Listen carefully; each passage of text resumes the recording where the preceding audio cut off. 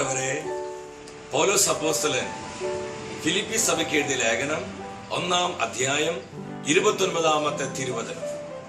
ക്രിസ്തുവിനെ പ്രതി വിശ്വസിക്കുവാൻ മാത്രമല്ല, അവന് വേണ്ടി സഹിക്കാൻ കൂടിയുള്ള അനുഗ്രഹം അവനെ പ്രതി നിങ്ങൾക്ക് ലഭിച്ചിരിക്കുന്നു.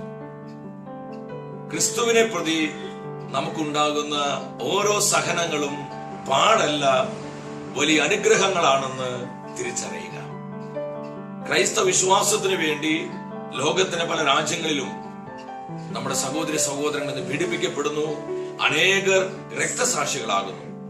നമ്മുടെ പ്രാർത്ഥന അവർക്ക് വലിയ ശക്തിയായി മാറണം. സഹനങ്ങളിൽ ആനന്ദമുള്ളവരായി നമുക്ക് ഒരുമിച്ച് പ്രാർത്ഥിക്കാം.